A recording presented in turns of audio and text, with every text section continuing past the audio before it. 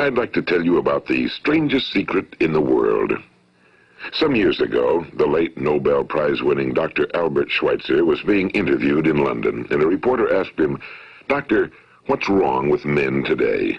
And the great doctor was silent a moment, and then he said, "Men simply don't think." It's about this that I want to talk with you.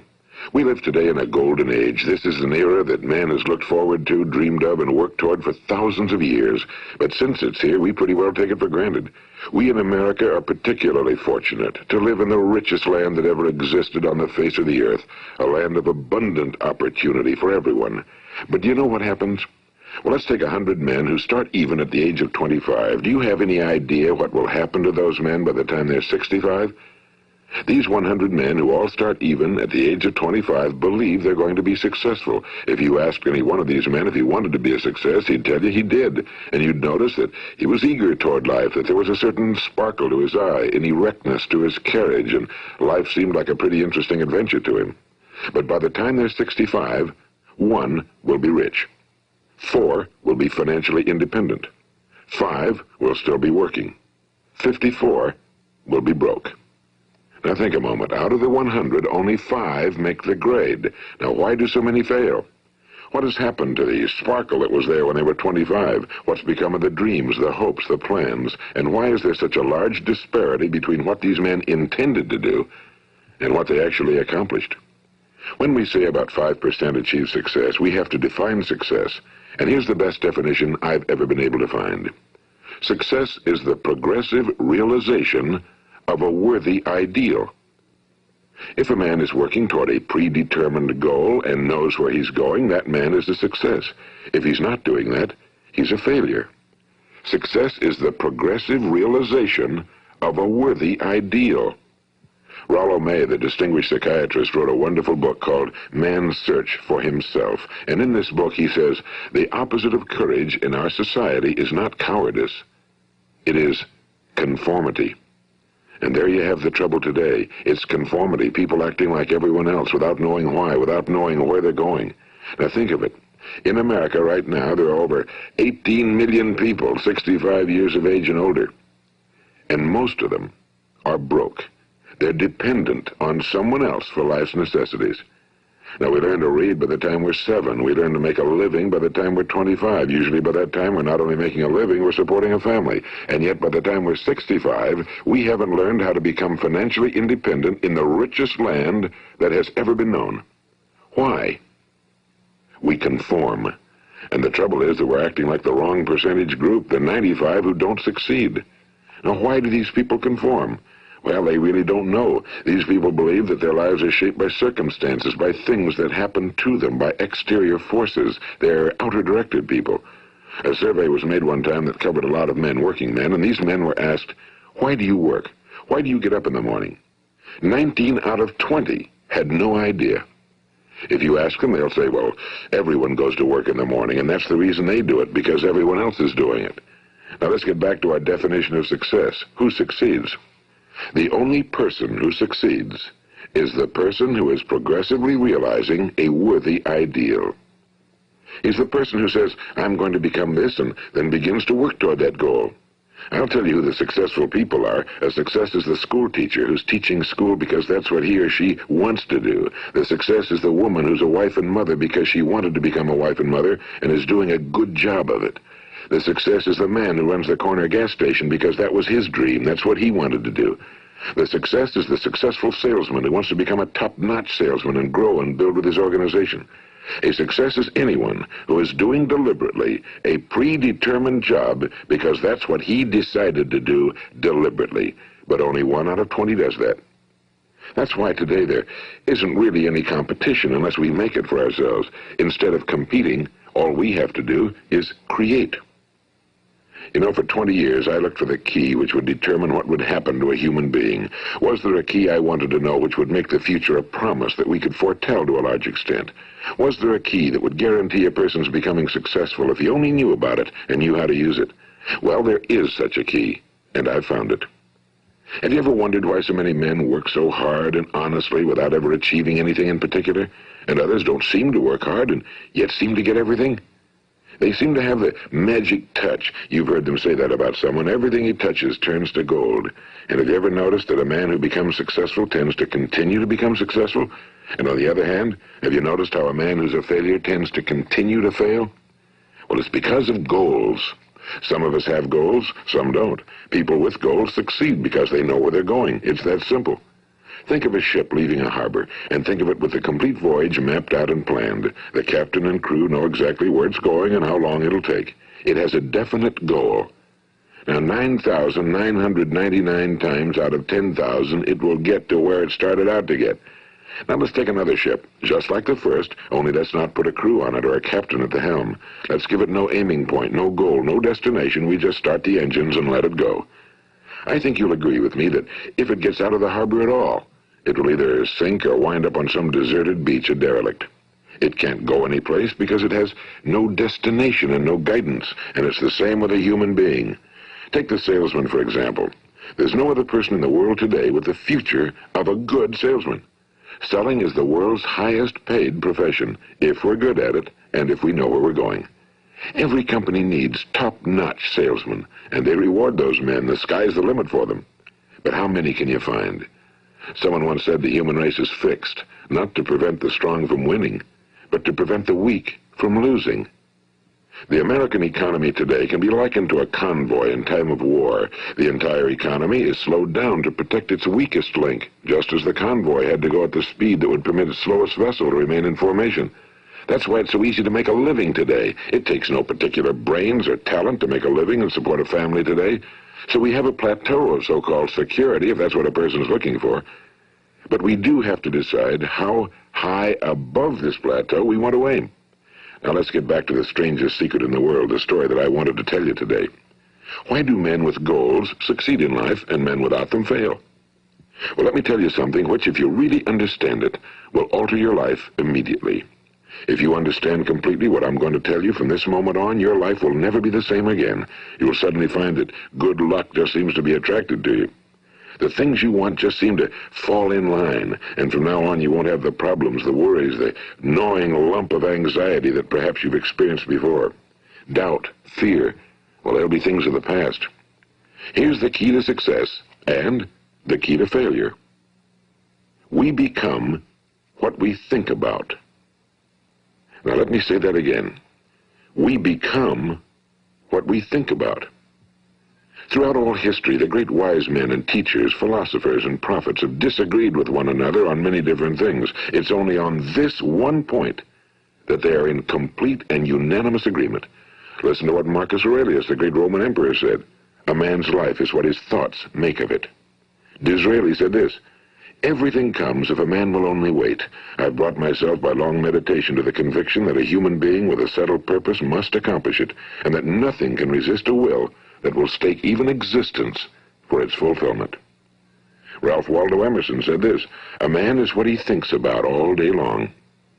William James said, the greatest discovery of my generation is that human beings can alter their lives by altering their attitudes of mind. And he also said, we need only in cold blood act as if the thing in question were real, and it will become infallibly real by growing into such a connection with our life that it will become real.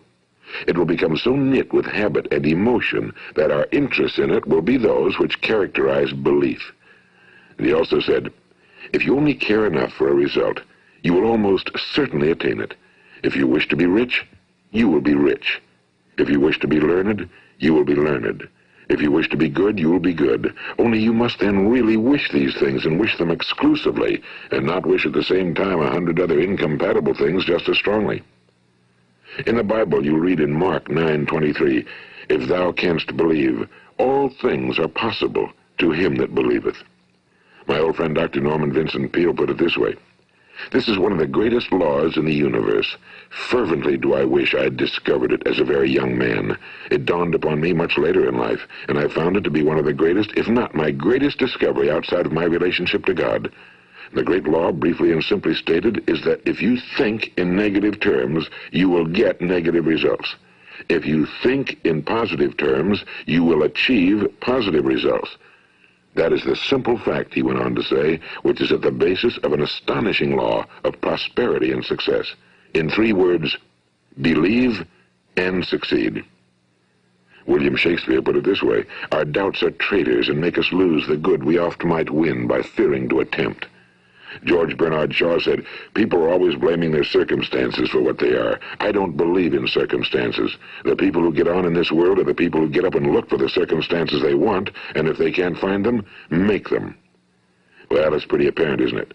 And every person who discovered this for a while believed that he was the first one to work it out. We become what we think about.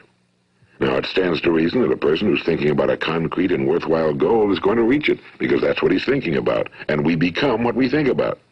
Conversely, the man who has no goal, who doesn't know where he's going, and whose thoughts must therefore be thoughts of confusion and anxiety and fear and worry, becomes what he thinks about. His life becomes one of frustration and fear and anxiety and worry. And if he thinks about nothing, he becomes nothing. Now, how does it work? Why do we become what we think about? Well, I'll tell you how it works as far as we know. Now, to do this, I want to tell you about a situation that parallels the human mind. Suppose a farmer has some land, and it's good fertile land. Now, the land gives the farmer a choice. He may plant in that land whatever he chooses. The land doesn't care. It's up to the farmer to make the decision.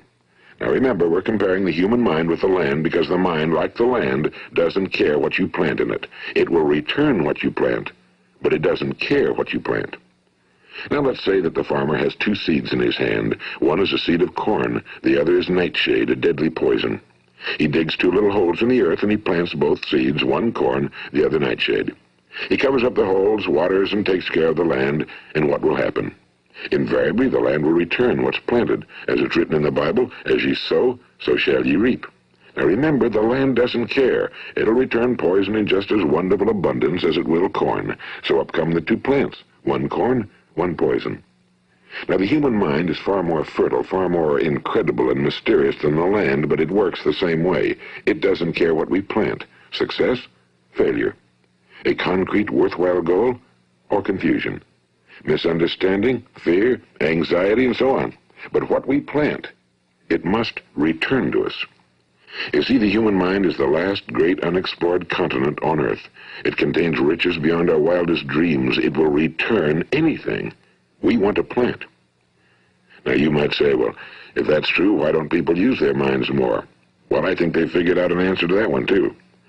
Our mind comes as standard equipment at birth. It's free, and things that are given to us for nothing we place little value on. Things that we pay money for, we value. The paradox is that exactly the reverse is true. Everything that's really worthwhile in life came to us free. Our minds, our souls, our bodies, our hopes, our dreams, our ambitions, our intelligence, our love of family and children and friends and country, all these priceless possessions are free. But the things that cost us money are actually very cheap and can be replaced at any time. A good man can be completely wiped out and make another fortune. He can do that several times.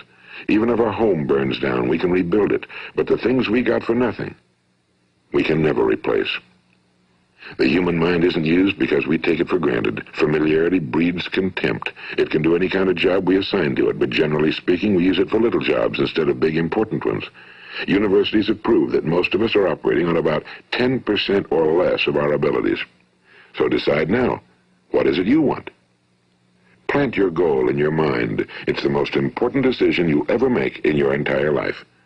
What is it you want? Do you want to be an outstanding salesman? A better worker at your particular job? Do you want to go places in your company, in your community? Do you want to get rich?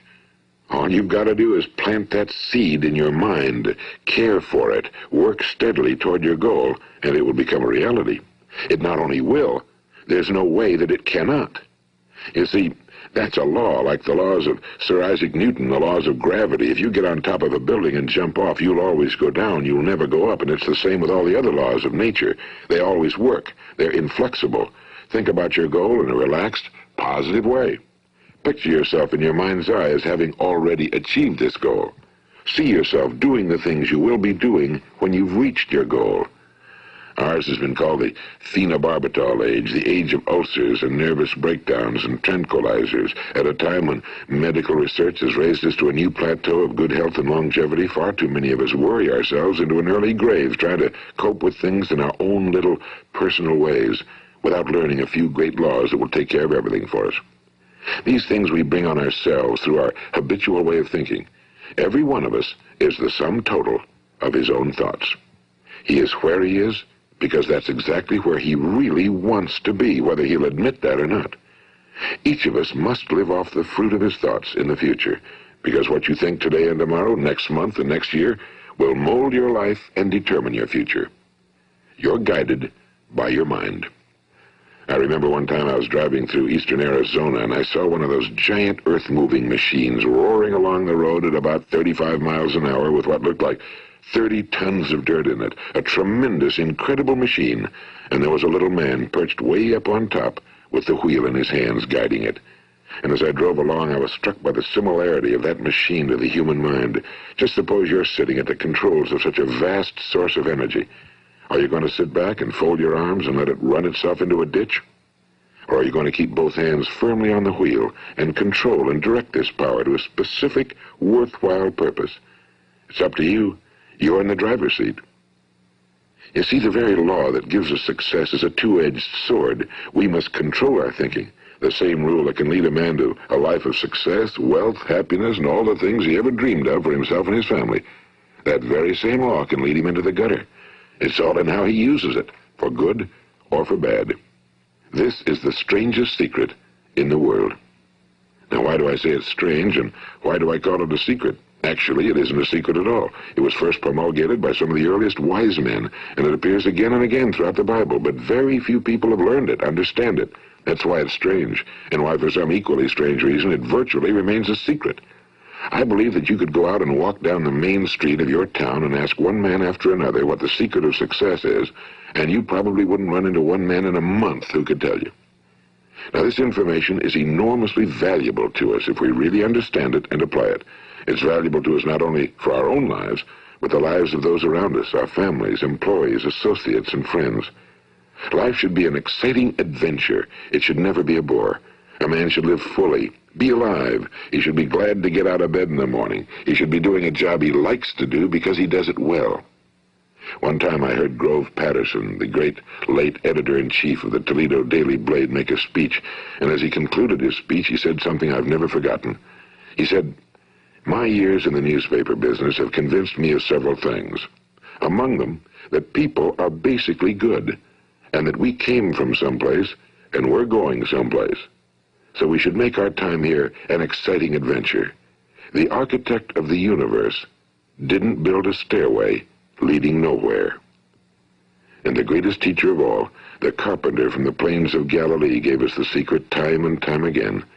As ye believe, so shall it be done unto you. I've explained the strangest secret in the world and how it works. Now, on this side, I want to explain how you can prove to yourself the enormous returns possible in your own life by putting this secret to a practical test. I want you to make a test that will last 30 days. It isn't going to be easy, but if you'll give it a good try, it will completely change your life for the better. Now, back in the 17th century, Sir Isaac Newton, the English mathematician and natural philosopher, gave us some natural laws of physics which apply as much to human beings as they do to the movement of bodies in the universe. And one of these laws is that for every action, there is an equal and opposite reaction. Simply stated, as it applies to you and me, it means we can achieve nothing without paying the price. The results of your 30-day experiment will be in direct proportion to the effort you put forth.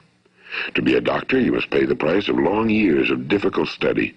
To be successful in selling, and remember that each of us succeeds to the extent of his ability to sell. Selling our families on our ideas, selling education in schools, selling our children on the advantages of living the good and honest life, selling our associates and employees on the importance of being exceptional people. To, of course, the profession of selling itself. But to be successful in selling our way to the good life, we must be willing to pay the price. Now, what is that price? Well, it's many things. First, it's understanding emotionally, as well as intellectually, that we literally become what we think about, that we must control our thoughts if we're to control our lives. It's understanding fully that as ye sow, so shall ye reap. Second, it's cutting away all fetters from the mind and permitting it to soar as it was divinely designed to do. It's the realization that your limitations are self-imposed and that the opportunities for you today are enormous beyond belief. It's rising above narrow-minded pettiness and prejudice. And third, it's using all your courage to force yourself to think positively on your own problem, to set a definite and clearly defined goal for yourself, to let your marvelous mind think about your goal from all possible angles, to let your imagination speculate freely upon many different possible solutions, to refuse to believe that there are any circumstances sufficiently strong to defeat you in the accomplishment of your purpose, to act promptly and decisively when your course is clear, and to keep constantly aware of the fact that you are, at this moment, standing in the middle of your own acres of diamonds, as Russell Conwell used to point out. And fourth, save at least 10% of every dollar you earn. It's also remembering that no matter what your present job, it has enormous possibilities, if you're willing to pay the price. Now let's just go over the important points in the price each of us must pay to achieve the wonderful life that can be ours. It is, of course, worth any price. 1. You will become what you think about. 2. Remember the word imagination and let your mind begin to soar. 3. Courage. Concentrate on your goal every day. 4. Save 10% of what you earn. And 5. Action. Ideas are worthless unless we act on them. Now, I'll try to outline the 30-day test I want you to make. Keep in mind that you have nothing to lose by making this test and everything you could possibly want to gain. There are two things that may be said of everyone. Each of us wants something, and each of us is afraid of something. I want you to write on a card what it is you want more than anything else. It may be more money. Perhaps you'd like to double your income or make a specific amount of money. It may be a beautiful home. It may be success at your job. It may be a particular position in life. It could be a more harmonious family. Each of us wants something. Now write down on your card specifically what it is you want. Make sure it's a single goal and clearly defined. You needn't show it to anyone, but carry it with you so that you can look at it several times a day. Think about it in a cheerful, relaxed, positive way each morning when you get up, and immediately you have something to work for, something to get out of bed for, something to live for. Look at it every chance you get during the day and just before going to bed at night. And as you look at it, remember that you must become what you think about, and since you're thinking about your goal, you realize that soon it will be yours. In fact, it's yours really the moment you write it down and begin to think about it. Look at the abundance all around you as you go about your daily business. You have as much right to this abundance as any other living creature. It's yours for the asking. Now we come to the difficult part. Difficult because it means the formation of what is probably a brand new habit, and new habits are not easily formed. Once formed, however, it will follow you for the rest of your life. Stop thinking about what it is you fear. Each time a fearful or negative thought comes into your consciousness, replace it with a mental picture of your positive and worthwhile goal. And there'll come times when you'll feel like giving up. It's easier for a human being to think negatively than positively. That's why only 5% are successful. You must begin now to place yourself in that group. For 30 days, you must take control of your mind. It will think about only what you permit it to think about. Each day for this 30-day test, do more than you have to do. In addition to maintaining a cheerful, positive outlook, give of yourself more than you've ever done before. Do this knowing that your returns in life must be in direct proportion to what you give. The moment you decide on a goal to work toward, you're immediately a successful person. You are then in that rare and successful category of people who know where they're going. Out of every 100 people, you belong to the top 5. Don't concern yourself too much with how you're going to achieve your goal. Leave that completely to a power greater than yourself. All you have to do is know where you're going. The answers will come to you of their own accord and at the right time. Remember these words from the Sermon on the Mount, and remember them well. Keep them constantly before you this month of your test. Ask, and it shall be given you. Seek, and ye shall find. Knock, and it shall be opened unto you. For every one that asketh receiveth, and he that seeketh findeth, and to him that knocketh it shall be opened. It's as marvelous and as simple as that. In fact, it's so simple that in our seemingly complicated world, it's difficult for an adult to understand that all he needs is a purpose and faith. For 30 days, do your very best.